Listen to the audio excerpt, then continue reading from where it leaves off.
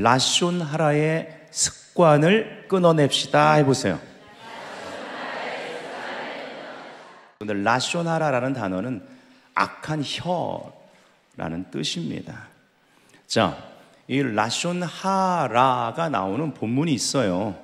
시편 34편 11절부터 13절을 우리말 성경으로 좀 읽어보겠습니다. 시작. 너희 자녀들아 와서 내 말을 들으라. 내가 여호와를 경외하는 법을 가르쳐 줄 것이다. 생명을 사랑하는 사람이 누구겠는가? 장수를 누리며 좋은 것을 보려는 사람이 누구겠는가? 혀를 악에서 지키고 입술을 거짓에서 지키라. 아멘. 자, 여기에 이렇게 말하고 있습니다. 다윗이 말하는 거죠. 여호와를 경외하는 법을 알기 원하느냐. 또 자녀에게 혹은 누군가에게 그 여호와를 경외하는 도를 가르치기 원하느냐? 이렇게 말하는 거예요. 이 본문 이어서 14절에 오늘 우리가 읽지는 않았지만 14절에 보면 악을 버리고 선을 행하며 화평을 찾아 따를지어다 이렇게 말하고 있거든요. 어떻게 악을 버리고 동시에 선을 행할 수 있느냐? 제일 먼저 혀를 악에서 지키라고 권면하고 있습니다. 여러분, 교회가 어떻게 시작됐습니까? 오순절 다락방에 성령의 불이 임했을 때요, 그들의 혀를 먼저 정결케 하시고 그 혀를 다스리셨습니다. 그 다스림을 받은 혀의 첫 번째 표적, 성령이 임하고 교회가 시작될 때 첫 번째 표적이요, 배우지도 않은 언어로, 고린도전서 12장에 말하는 그런 방언의 은사와 좀 다른, 그냥 진짜 그 현지 절기 때 모인 각 나라 말로 그들이 알아듣도록 배우지도 않은 언어를 학원도 안 다녔는데, 요즘처럼 AI 번역기가 있는 것도 아닌데 그 하나님의 큰일, 복음을 그 배우지도 않은 언어로 선포해버렸다라는 거예요. 다스림을 받았습니다. 다스림 받는 목적이 뭐예요? 선교적입니다. 이타적인 삶입니다. 하나님의 선교적 목적에 헌신되도록 거듭난 자들 안에 성령이 능력으로 오셨다라는 것이 성경적이라고 믿으시면 아멘. 그러면 이 믿음은 야고보가 말한 대로 행함과 함께 일하죠. 행함 있는 믿음이 돼야 되는 것입니다. 믿음 자체가 선교적이라는 것을 우리가 알아야 되는 거예요. 우리가 우리말 성경으로 봤는데 개역 개정은 이렇게 되어 있죠. 네 혀를 악에서 금하며 이렇게 되어 있습니다. 자, 네 혀를 악에서 금하며, 이건 한글 어순이에요. 그럼 히브리 원문의 어순은 이렇습니다. 금하며 네 혀를 악에서 이렇게 되어 있어요. 자, 히브리 말로는 네쪼르 금하며 레쇼네카 네 혀를 메라 악으로부터 이렇게 되어 있는 거예요. 메라, 메는 뭐뭐로부터예요. 그리고 라, 이거는 나쁜, 악한, 해로운, 오늘 제목에 나오는 단어라서 제가 풀어드리는 거예요. 예, 오늘 제목만 기억하시면 돼요. 오늘 제목은 라숀 하라. 따라합시다. 라숀 하라. 예, 좋은 단어 아니에요. 여기 라숀 하라의 하라 했을 때 라가 뭐예요? 나쁜, 악한, 해로운. 근데 아까 메라 했을 때 메가 뭐뭐로부터니까 이 악에서, 악으로부터 이렇게 되는 거예요. 근데 오늘 제목에는 라숀 하라가 여기 나와요. 라숀, 혀, 언어, 불꽃을 의미합니다. 뭐라고요? 혀, 언어, 혹은 불꽃. 예. 그래서 성령이 임했을 때 막 불의 혀 같은, 아멘. 근데 이런 라쇼나라라는 악한 혀가 아니라 성령께 붙들린 혀, 말씀의 원리에 기초해서 그 말씀대로 다스림을 받는 혀, 하나님이 복 줄 수밖에 없고 하나님의 복을 선포해 주는 그 복된 혀, 성령이 역사하는 혀. 아멘. 자, 그래서 정리를 하면요 이렇게 되는 거예요. 라숀은요 혀죠. 근데 하는 정관사 더예요. 그래서 라는 나쁜 악한 헤로인이잖아요. 그래서 사실은 그 정관사 더, 라숀 하 정관사 더, 그 라. 그래서 그 악한 혀, 이게 라숀 하라예요, 정확하게.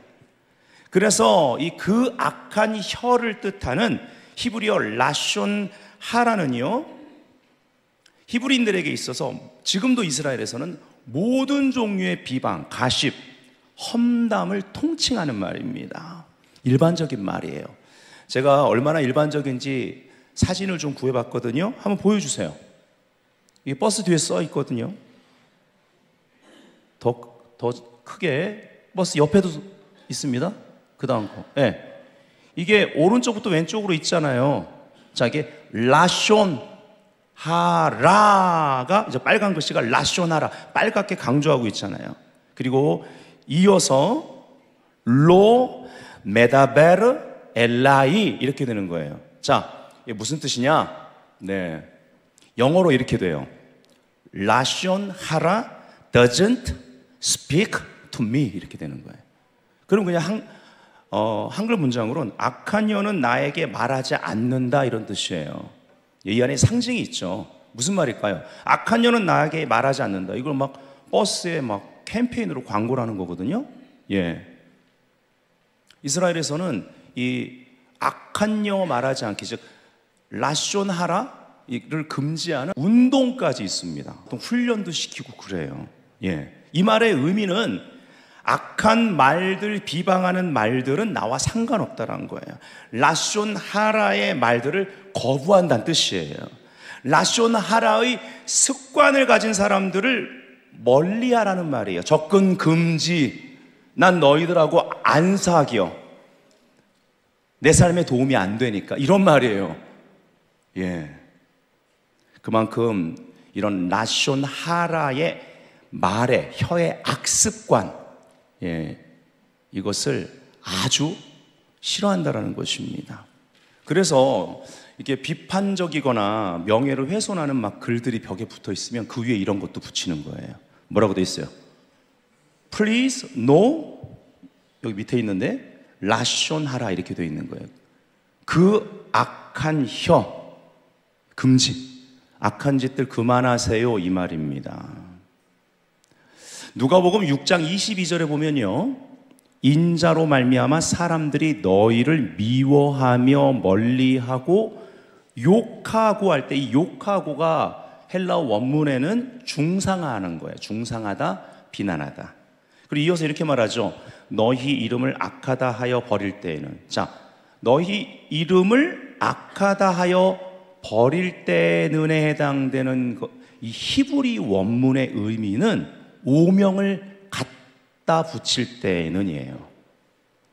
명예를 훼손시키려고 거짓말하는 것을 말합니다. 여러분, 십계명은요 토라라고 하죠. 가르침이란 뜻인데 율법의 요약입니다. 그 중에 제9계명 출애굽기 20장 16절 다 같이 읽어봐요. 시작. 네 이웃에 대하여 거짓 증거하지 말지니라.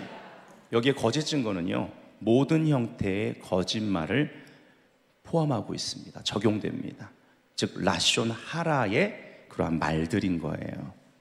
거짓은 마귀에게 속했습니다. 마귀는 거짓의 아비입니다.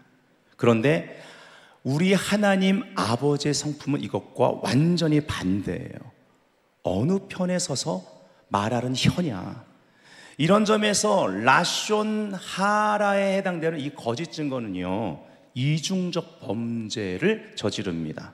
첫 번째는 이웃을 속이는데요 동시에 하나님을 속이는 일이 됩니다. 하나님에게서 등을 지고 반대편으로 가게 된다는 거예요. 근데 여러분 보세요. 예수님께서 두 가지로 율법을 함축하셔서 말씀하셨습니다. 두 강령으로. 뭐예요? 첫 번째는 하나님을 사랑하라. 아멘. 그 다음은 네 이웃을 네 몸같이, 너 자신같이 사랑하라. 이 두 가지입니다. 이 말씀이 오늘 결론이에요. 이것이 라숀 하라의 습관을 버리고 새롭게 될 수 있는 유일한 방법입니다.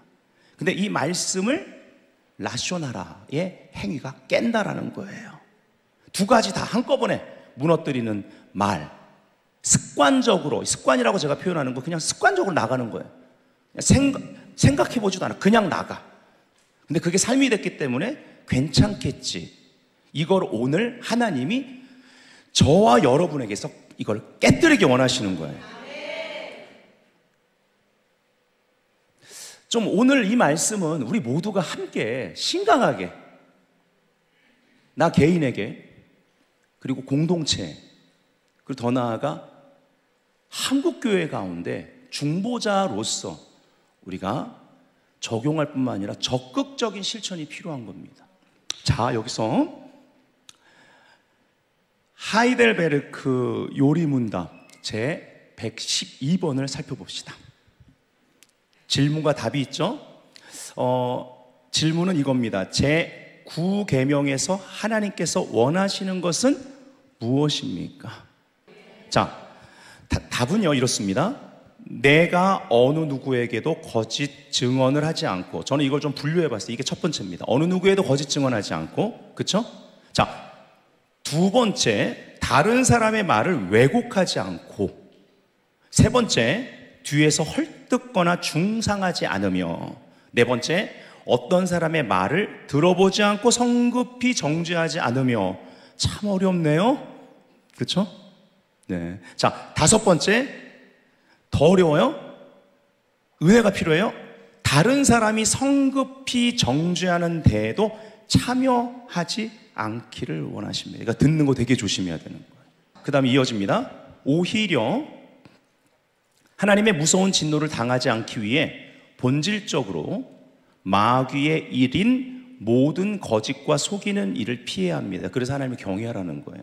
하나님의 진노가 있어요. 그 말 가운데. 그게 내 혀에 있으면 안 되죠. 습관이 되면 더더군다나 안 돼요. 그런 습관은요 그냥 파괴해버려야 됩니다. 법정에서나 기타 다른 경우에도 나는, 자 여기 적극적인 실천이에요. 진리를 사랑하고 정직하게 진실을 말하고 고백해야 하며 할 수 있는 대로 이웃의 명예와 평판을 보호하고 높여야 합니다. 아이 누가 이렇대. 참 이게 어렵거든요. 예. 그게 팩트라 할지라도 야 어떤 교회 어떤 목사 이렇대. 아 이게요 진짜 어려운 거거든요. 예. 근데 이게 라숀 하라 안에 들어간다는 거예요. 성경의 기준이 이러니 저와 여러분 모두가 하나님의 은혜가 필요하지 않겠습니까? 자, 로이스 티어베르그의 글을 좀 읽어드릴게요. 라숀 하라에 대한 글입니다. 우리는 근거 없는 비방이 잘못임을 안다. 그러나 거짓말을 하지 않고도 얼마든지 남에게 큰 피해를 줄 수 있다. 라숀 하라는 거짓을 말하는 경우에만 해당하지 않는다.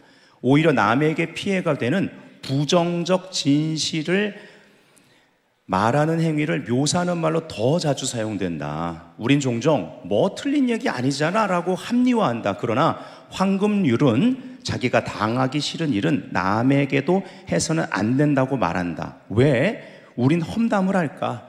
라숀 하라를 하는 주된 이유는 남을 깎아내림으로써 나의 격을 높이려는 욕구. 이게 탐심인 거예요. 정욕. 먼저 다룬 거예요. 그래서 그 욕구가 우리 안에 있기 때문이다. 우리가 진심으로 나를 배려하듯 남을 배려한다면 자신의 명예를 보호하는 것만큼 요게 적극적인 실천인 거예요. 남의 명예도 보호하려고 노력하는 것. 자, 토라 율법을 요약한 두 강령. 첫 번째, 하나님을 사랑하라. 근데 여기서 우리는 하나님과 관계에 있어서 죄 문제를 봐야만 합니다. 우리는 허물과 죄로 죽었던 자들, 이 죄로 인하여서 하나님의 영광에서 떠난 자들, 예수님께서 화목제물 되심으로 우리 죄가 용서받았고 하나님과 화목하게 된 거예요. 그래서 그 결과 두 번째 강령이 나오는 겁니다. 네 이웃을 네 몸과 같이 사랑하라로 이어집니다. 근데 여기서 어떻게 해야 네 이웃을 네 몸과 같이 사랑할 수 있느냐? 자, 오늘 그래서 지금까지 우리가 본 말씀을 적용해야 되는 거예요. 우리 이웃을 정죄하고 비방하기 전에 로마서 5장에서 말한 아직 죄인 되었을 때에, 연약할 때에, 하나님과 원수 되었을 때, 그런 때가 있었단 말이에요. 예수 그리스도 한 분 오직 예수님의 희생으로 인하여서 내가 용서받았고 용납되어졌으니까 이 사실을 매 순간 기억한다면 우리는 어떻게 적용해야 돼요? 저 사람 죄인이야에 해당되는 포장된 여러 가지 말로 나를 의롭게 하면서 그 사람 깎아내리기 전에 나도 그런 죄의 뿌리에서 구원받은 사람이야. 지금 하나님이 나를 용납해 주시지 않으면 나도 죄 가운데 죽을 수밖에 없는 사람이야. 이거를 인식하고 말해야 이 라숀 하라의 습관에서 벗어날 수 있다라는 겁니다. 그래서 마태복음 22장 39절에 네 이웃을 네 자신같이 사랑하라. 이거 원어로 직역을 하면 이렇습니다. 너 자신과 같은 네 이웃을 사랑하라예요. 원어적 의미는 약간 차이가 있어요. 너 자신과 같은 네 이웃을 사랑하라.